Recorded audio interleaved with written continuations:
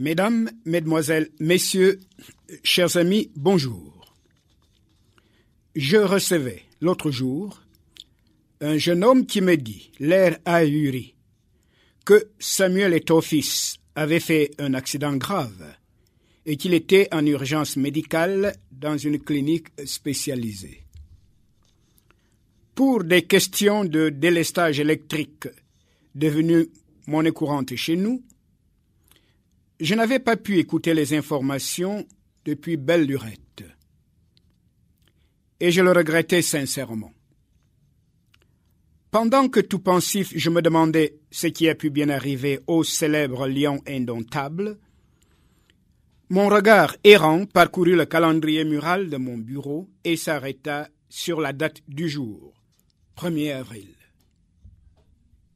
J'avais tout compris.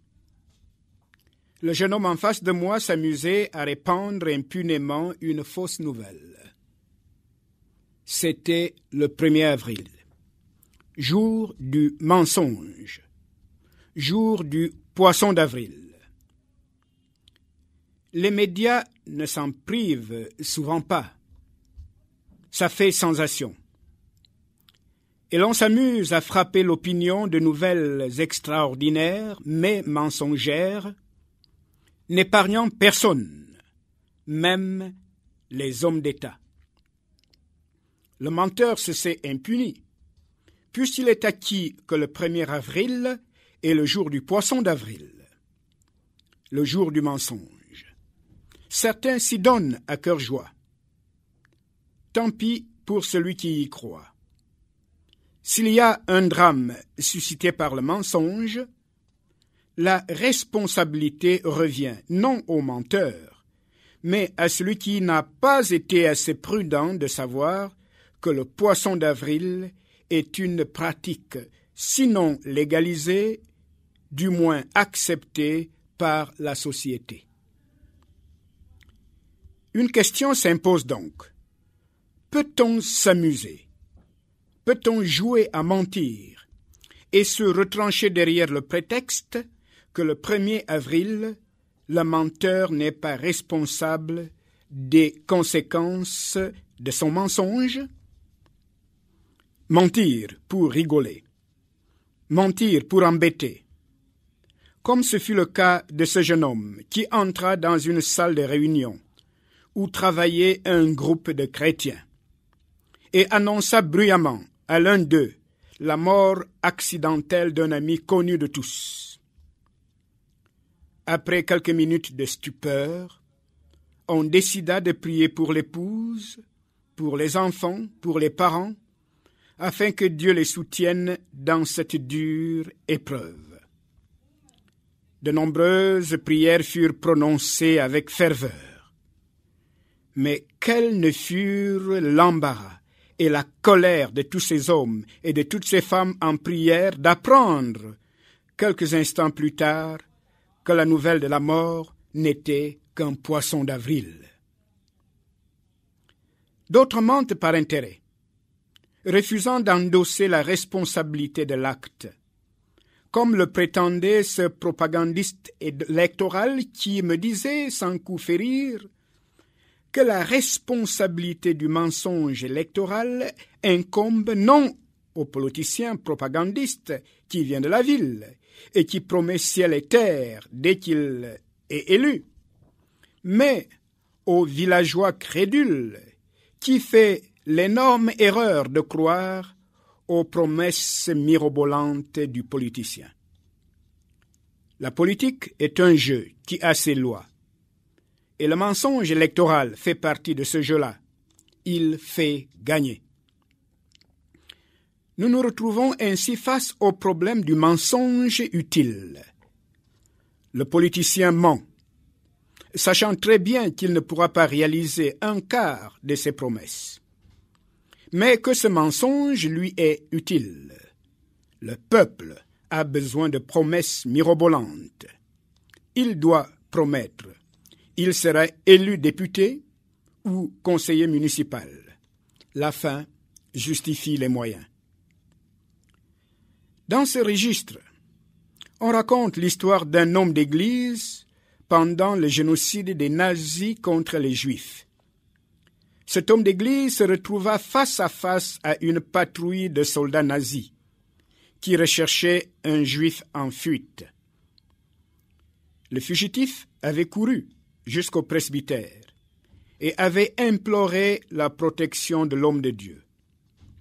Une horde de poursuivants déchaînés se rua à l'église pour massacrer le Juif et demanda au pasteur s'il n'avait pas vu arriver un fuyard dangereux et recherché. L'homme de Dieu fit face aux soldats nazis et répondit « Non ». Indiscutablement, il avait menti. Le fuyard était bien là. Le saint homme avait cru devoir mentir pour sauver une vie. Il la sauva en effet, car les soldats nazis s'en allèrent. Ah, que je ne sois pas le sarment inutile qui retranché du cep lentement va sécher, mais que je sois, ô Dieu, comme un rameau fertile, que du tronc vigoureux rien ne peut arracher.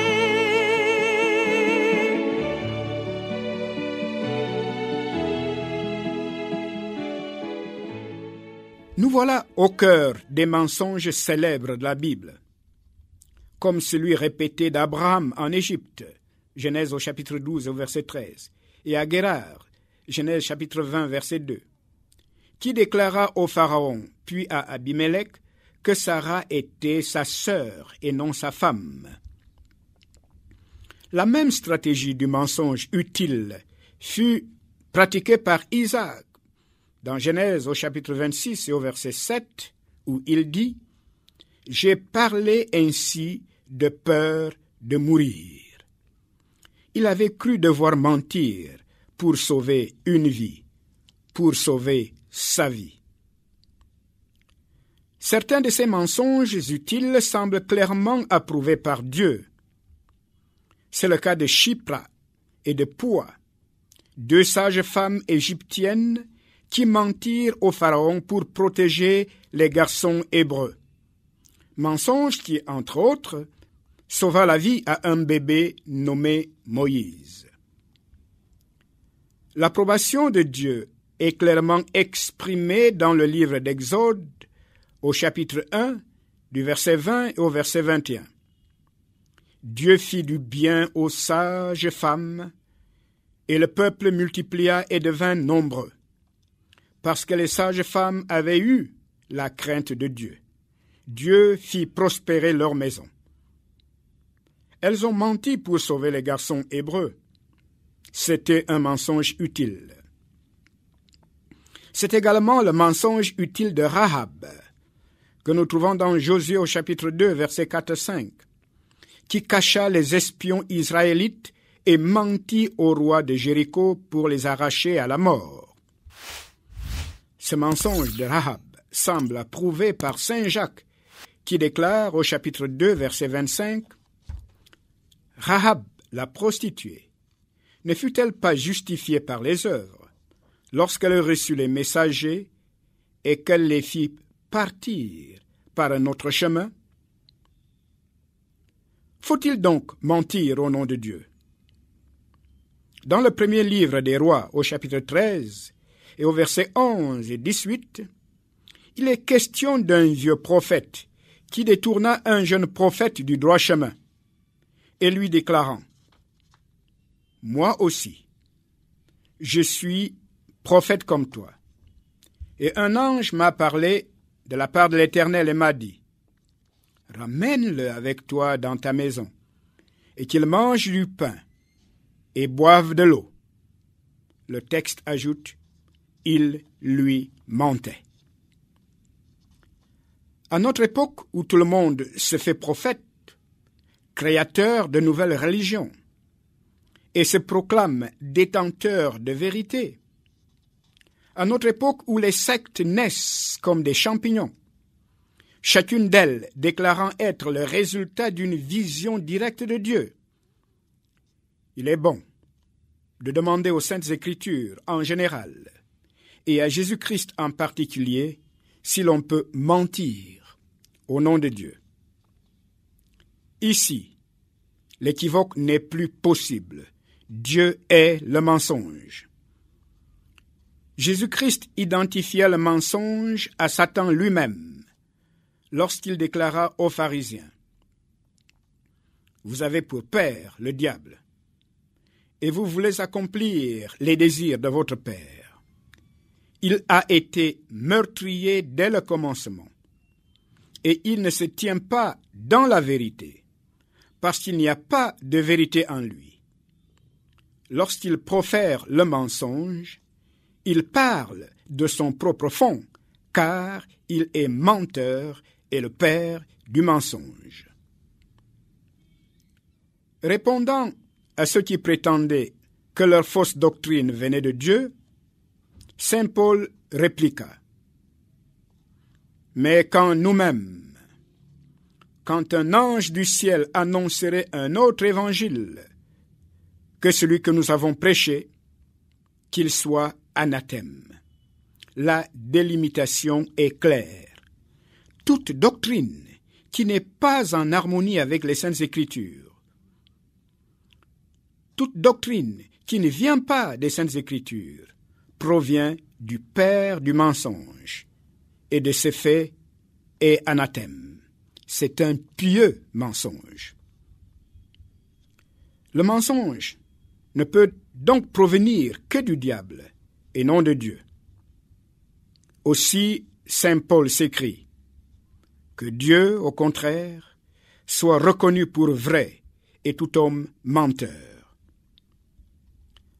Face aux chrétiens appelés à trancher entre le vrai et le faux, Jésus-Christ recommande que votre parole soit oui, oui, non, non. Ce qu'on y ajoute vient du malin.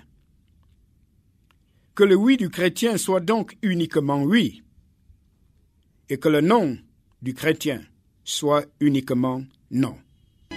Celui qui croit en toi, ta bouche le déclare, accomplira, Seigneur, les œuvres que tu fis. Je crois, et d'où vient donc que mon âme s'égare si loin du droit sentier que toujours tu suivis.